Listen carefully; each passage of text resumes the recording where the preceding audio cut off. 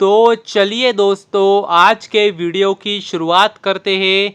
और फिर से एक बार मैं अगर आपको बता दूं तो मैंने पीछे भी बताया था क्या इस चैनल पे ज़्यादा और वीडियोस नहीं आने वाले हैं, क्योंकि मैं धीरे धीरे चैनल बंद करने वाला हूँ। क्योंकि जैसा मैंने सोचा था वैसे रिस्पांस नहीं आ रहा है, तो ये बात भी आपको पता चाहिए। और अगर आप देखेंगे आज मार्केट को भी, तो मतलब वही आज इंडेक्स में अच्छी खासी गिरावट हुई, मतलब शुरुआत से गिरावट ही थी। और सिर्फ निफ्टी में नहीं, अगर आप देखेंगे बैंक निफ्टी, सेंसेक्स, तो मतलब सारे इंडाइसेस में आज गिरावट ही थी। और उसका कारण भी आपको पता ही होगा, जो जोग्राफिकल जो प्रेशर है, जो मिडल ईस्ट में जो झगड़े झगड़े चल रहे हैं, स्पेशली ईरान और इजराइल के, वो कह सकते हैं मतलब कभी भी वो कुछ भी हो सकता है। मतलब कभी भी जो झगड़े वो अभी छोटे लेवल पे चल रहे हैं और काफ़ी बड़े बन सकते हैं। हालांकि इसमें देखेंगे तो एक अच्छी बात है, क्या जो ईरान ने मिसाइल्स भी डाले थे, काफ़ी अलग अलग हमले किए थे ईरान ने इसराइल के ऊपर, तो उसमें कोई भी कैजुअलिटी नहीं हुई और कोई भी मतलब नुकसान बहुत बड़ा नहीं हुआ, क्योंकि उन्होंने सारे इंटरसेप्ट कर लिए। तो ये काफ़ी अच्छी बात थी। ऊपर से और एक जो अच्छी बात मुझे लगी कि यूएस भी इसमें डायरेक्टली इन्वॉल्व नहीं होना चाहता है। और जो यूएस के प्रेसिडेंट है जो बाइडन, उन्होंने डायरेक्टली कह दिया है क्या वो इसमें वॉर अगर कुछ होता भी तो उसमें शामिल नहीं होंगे। तो ये अच्छी बात है, क्योंकि वो सुपर पावर है यूएस। और उनका अगर किसी भी वॉर में अगर वो इन्वॉल्व हो जाते तो एक काफ़ी बड़ा कह सकते हैं महत्वपूर्ण बात होती है। लेकिन वो नहीं होने वाले, तो ये अच्छी बात है। तो अभी देखना होगा आने वाले समय में झगड़े कितने बढ़ते हैं, क्योंकि आपको पता ही उससे मतलब सारे चीज़ों पर कह सकते हैं प्रभाव पड़ता है। और यदि आगे बात करें एलटीआई माइंडट्री कंपनी के बारे में, तो कह सकते हैं काफ़ी बड़ी और दिग्गज आईटी कंपनी बन चुकी है। जब से दोनों कंपनी का मर्जर हुआ है, एलटीआई और माइंडट्री का पिछले साल ही मर्जर हुआ था, तो उसके बाद तो काफ़ी बड़ी आईटी कंपनी बन चुकी है। निफ्टी 50 में भी कह सकते हैं कंपनी का इंक्लूजन हो चुका था। और अगर आप लेटेस्ट न्यूज़ देखेंगे तो कंपनी में गिरावट ही चल रही है, पिछले कुछ समय में गिरावट हुई है। आज भी 3% की गिरावट थी। हालांकि ओवरऑल मार्केट में ही कह सकते प्रेशर था, लेकिन इस कंपनी में काफ़ी कह सकते ठीक ठाक मतलब कंपनी में गिरावट हुई है। पिछले कुछ समय में अगर आप देखेंगे भी तो मतलब एक रीजनेबल अच्छी खासी गिरावट हो चुकी है इस कंपनी में। और देख भी सकते हैं, अगर आप देखेंगे तो देख सकते हैं लगभग अगर आप देखेंगे तो 25% की गिरावट टॉप लेवल से कंपनी में हो चुकी है। तो ये बात भी आपको पता चाहिए। अब इसके काफ़ी अलग अलग तर्क वितर्क सामने आ रहे हैं। कोई बोल रहा है क्या कंपनी के रिजल्ट कह सकते हैं थोड़े डिले आ सकते हैं, इसकी वजह से पहले ही गिरावट हो रही है। और भी अगर आप देखेंगे तो महत्वपूर्ण रीज़न मुझे तो भी लग रहा है, जो कि सच भी हो सकता है, या कंपनी में पिछले कुछ समय में टॉप लेवल की जो मैनेजमेंट है उसमें काफ़ी लोगों ने मतलब रेजिग्नेशन दे दिया है, छोड़ दी कंपनी। तो ये भी एक रीज़न है। पिछले मतलब 5-6 महीने में देखेंगे तो 4-5 लोगों ने मतलब टॉप लेवल मैनेजमेंट, मतलब एम्प्लॉय छोड़ के जाए तो इतनी बड़ी बात नहीं है, मगर टॉप लेवल मैनेजमेंट में अगर कोई छोड़ के जाता है, और वो भी पिछले 4-5 महीनों में 5-6 व्यक्तियों ने कह सकते हैं छोड़ दी है कंपनी, तो ये भी एक कह सकते हैं सेटबैक बैठा है कंपनी को। तो इसकी वजह से गिरावट हो रही है। और टॉप लेवल से अगर 25% कंपनी गिरावट हो जाए कंपनी में, और वो भी इतनी बड़ी कंपनी निफ्टी 50 की कंपनी है, तो मतलब एक अच्छा मौका भी होता है खरीदने का। लेकिन अभी आप बोलेंगे कि कोई स्टॉक रिकमेंडेशन नहीं दे रहा हूँ मतलब, लेकिन एक बता रहा हूँ कि इतनी गिरावट अक्सर देखी नहीं जाती है इतनी बड़ी कंपनियों में, लेकिन इस आईटी कंपनी में हुई है। तो ये बात भी आपको पता चाहिए। और यदि आगे बात करें वारी रिन्यूएबल टेक्नोलॉजी कंपनी के बारे में, तो मतलब कंपनी तो एक अपने ही मूड में चल रही है, कुछ लेना देना नहीं उसको मार्केट से। मतलब इंडेक्स गिर रहा है, मार्केट गिर रहा है, प्रेशर है, कुछ कुछ संबंध नहीं है। ये अपनी ही चाल में, एक ही चाल है कंपनी की, वो है अपर सर्किट। और लगातार अगर आप देखेंगे तो अपर सर्किट में ही मतलब ज़्यादातर समय अपर सर्किट में रहती है कंपनी। और ज़बरदस्त रिटर्न कंपनी ने बना के दिए। और पिछले कुछ समय में भी अगर आप देखेंगे तो बहुत ही ज़बरदस्त रिटर्न है। वो देख सकते हैं आप, पिछले 6 महीनों में 700% के रिटर्न कंपनी ने बना के दिए, एक साल में 1100%। और 5 साल भी देखेंगे तो देख सकते हैं लगभग देख सकते हैं आप 58,000% के रिटर्न बना के दिए।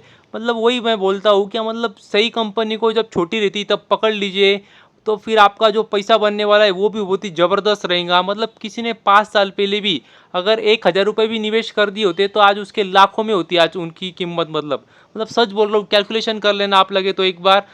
5 साल पहले भी अगर आपने 1,000 रुपये लगा दी होती तो आज आपको जो इन्वेस्टमेंट पूरी आज अमाउंट होती है आज आज के समय में वो लाखों में रहती।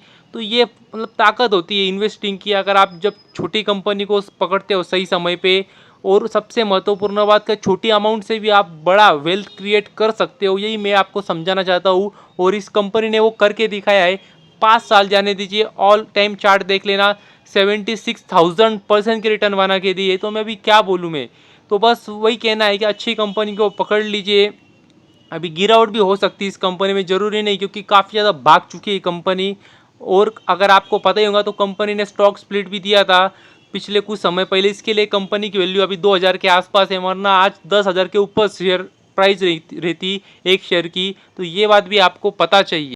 और एक ज़्यादा महत्वपूर्ण बात, क्या कल छुट्टी रहने वाली है रामनवमी के लिए, तो ये बात भी आपको पता चाहिए। कल मार्केट बंद रहने वाला है, तो मतलब काफ़ी लोगों को आदत रहती है, या मतलब जैसे ही समय मिलता है मार्केट खुल के बैठ जाते हैं, देखने लगते हैं।